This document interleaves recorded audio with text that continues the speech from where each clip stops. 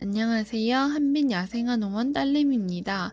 오늘 아기 사랑초를 무려 25가지 데리고 왔습니다. 정말 많죠. 사랑초는 작지만 매력이 다 다릅니다. 오늘은 이 많은 사랑초에 대해서 먼저는 구분법을 말씀드리고 꽃 오래 보는 법을 소개해드린 후 간단하게 사랑초들을 소개해드리겠습니다. 영상을 보시다 보면 아직은 구근에서 싹이 나온 지 얼마 안 된 아기들이 있는데 이 친구들은 제가 정성껏 키워서 꽃을 피운 후 꽃을 소개해드리는 영상을 따로 찍겠습니다. 너무 아쉬워하지 마세요. 먼저 구분법입니다. 사랑초를 어떻게 구분할까요? 사랑초는 구근식물입니다. 구근식물이란 알뿌리가 있는 식물을 의미합니다. 사랑초는 하형종과 동형종으로 나뉩니다. 하형종은 봄에 구근을 심고 여름 동안 꽃을 본 후 늦가을에 구근을 수확합니다. 동형종은 9월에 구근을 심고 겨울부터 초봄까지 꽃을 본 후 여름에 구근을 수확합니다. 사랑초는 종류에 따라 다 다르지만 보통 10월부터 꽃이 피기 때문에 지금은 동형종 사랑초를 구매하신다면 꽃을 오래 볼 수 있습니다. 만약 가지고 계신 사랑초가 3월에서 4월까지 꽃이 피인 후 서서히 잎이 시들었다면 사랑초가 죽은 게 아니라 휴면에 든 것이라고 생각하시면 됩니다. 구근을 수확하실 거면 물을 주지 않고 지내서 잎을 말린 후 구근을 수확해주세요. 단 구근을 생각보다 늦게 심으면 꽃이 늦게 필 수 있습니다. 꽃이 피는 시기는 종류와 환경에 따라 조금씩 다를 수 있습니다. 어떻게 하면 사랑초 꽃을 오래 볼 수 있을까요? 햇빛이 아주 중요합니다. 낮 시간에 해를 많이 보여주시면 사랑초가 힘을 받아서 꽃대를 쭉 올립니다. 빛이 부족한 환경에서는 꽃의 개수도 줄고 바닥으로 늘어지게 자라며 수영도 풍성하지 못합니다. 사랑초를 키우신다면 환경에 맞춰 꼭 해를 많이 받게 해주세요. 요즘처럼 날씨가 추워지고 있다면 사랑초를 바람에서는 멀리 해주세요. 아무리 햇빛을 많이 받더라도 추운 바람을 맞게 되면 꽃을 덜 피우게 됩니다. 밖에서 사랑초를 키우셨다면 겨울이 되면 슬쩍 실내로 갖고 들어와 주세요. 시든 꽃대는 그대로 두지 말고 바로바로 제거해주세요. 시들어버린 꽃대로 갈 에너지를 다음 나올 꽃대를 위해 쓸 수 있게 해줍니다. 봄에 꽃이 떨어지고 잎이 시들면 원래 주던 물보다 물을 덜 주세요. 그리고 잎이 완전히 시들면 화분째 그늘진 곳에서 보관하다가 8월 말부터 9월에 물을 주시면 싹이 나오고 꽃이 핍니다. 혹은 앞서 말한 것처럼 구근을 수확하여 다시 심어주세요. 또 사랑초를 자기 크기보다 너무 큰 화분에 심지 마세요. 큰 화분에다 물을 주면 물이 늦게 말라서 가습이 올 수 있어요. 겨울에는 화분에 흙이 마르면 물을 주세요. 꽃이 피어있는 시기에는 흙이 더 빨리 마릅니다. 즉, 물을 주는 시기도 더 빨라집니다. 꽃이 계속 피고 지는 식물인 경우는 에너지가 그렇지 않은 경우보다 더 많이 필요합니다. 따라서 영양제나 비료를 주는 것은 좋은 선택입니다. 저희 어머니 같은 경우는 알비료를 3, 4개 올려주십니다. 그러면 5개월에서 6개월 동안 영양을 준다고 하네요. 액체 비료는 희석해서 연하게 해서 한 달에 한 번 정도 주시면 됩니다. 이 친구는 스테로린 차입니다. 해를 잘 받으면 위로 쭉쭉 뻗어 자라는 수형을 가졌습니다. 주황과 빨강 사이의 꽃을 이렇게 피어냅니다. 꽃 색깔도 정말 예쁘네요.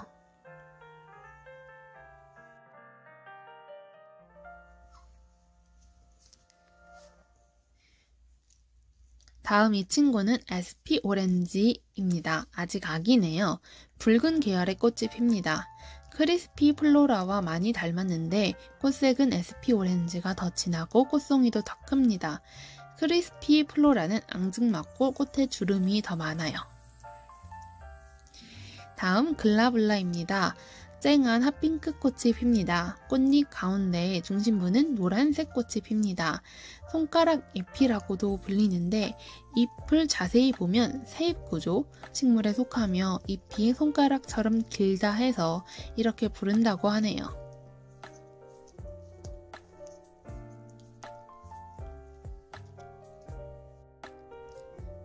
다음 이 친구는 리코토마입니다. 리코토마 이 녀석은 영어로 검색을 해봐도 얼마 많은 자료가 나오지 않던 종류입니다. 잎이 6가닥으로 별 모양 혹은 불가사리처럼 생기고 핑크색 꽃이 핍니다.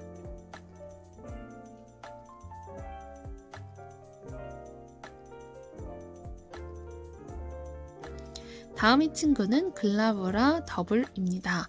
글라보라 사랑초는 다른 사랑초보다 주어진 환경에 대한 생명력이 강한 편입니다. 꽃봉오리를 잘 맺고 수영도 풍성하게 잘 자라는 편이어서 식린이에게도 추천합니다. 이 친구는 완전 아기이네요. 다음 이 친구는 히르타입니다.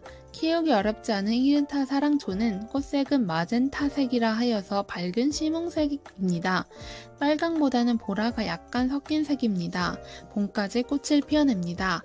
지중해성 기후에 잘 번식하는데 지중해성 기후라 하면 겨울에도 온난하고 여름에는 고온의 맑은 날씨가 이어지는 건조한 날씨입니다. 다음 이 친구는 오텀 핑크입니다. 좁은 공간에서도 키우기 좋은 식물이 사랑초인 것 같아요. 가을 분홍이라는 애칭이 있는 화사한 핑크입니다. 은은한 그라데이션과 약간의 펄감이 있어서 살짝 우아한 매력이 있습니다.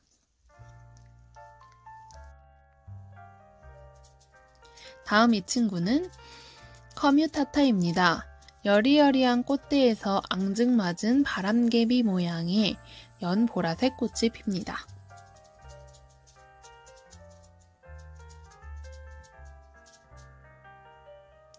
다음은 폼폼입니다. 겹꽃을 피웁니다. 폼폼이 해를 많이 받으면 겹꽃들이 더 풍성하게 꽃을 피우는데 이게 진짜 참 아름답습니다.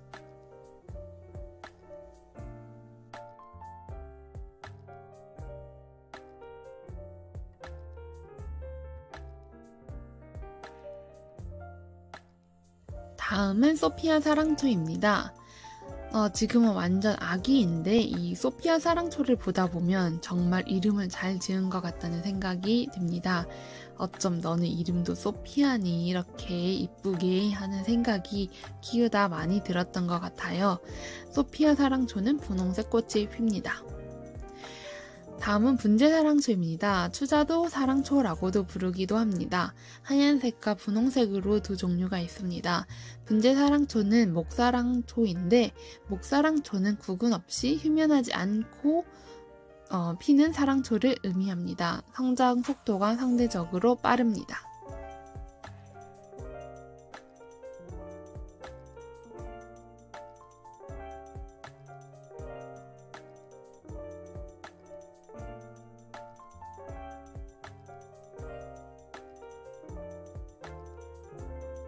다음 이 친구는 신데렐라 문입니다. 하얀 꽃이 피며 테두리가 붉어 눈을 사로잡는 꽃을 피워냅니다. 사랑초 중 드물게 겹꽃을 피는 사랑초입니다.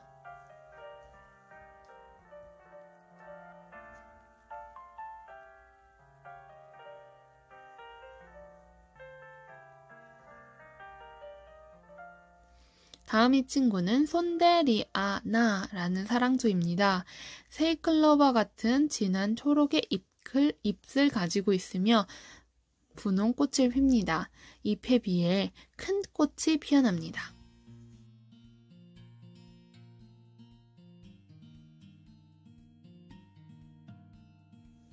다음 이 친구는 콤플레샤입니다. 일명 겹노란 사랑초로 불리는 콤플레샤 더블은 사랑초 중 겹꽃을 보여주는 친구입니다.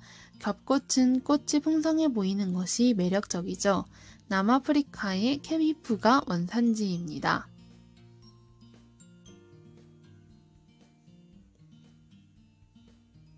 다음 이 친구는 프릴 사랑초 크리스피 플로라입니다. 프릴이라 하면 주름 잡아 물결 모양으로 만드는 장식을 이야기하죠. 크리스피 플로라는 살구슬 프릴이 참 매력적인 사랑초입니다. 예쁜 치맛단과 같은 꽃잎 레이스 때문에 좋아하시는 분들이 참 많아요. 다음 이 친구는 산미구엘라입니다. 앙증맞은 노란색 꽃이 이렇게 핍니다. 산미구엘라라는 이름은 미카엘 천사의 스페인어 표기라고 하네요. 방사형으로 수형이 잡히기 때문에 외목대로 많이 키워집니다. 휴면에 들지 않는 사랑초입니다. 마지막 땅콩 사랑초입니다. 아기자기한 사랑초보다는 큼직큼직한 잎과 꽃을 원하신다면 땅콩 사랑초만한 친구가 없겠죠?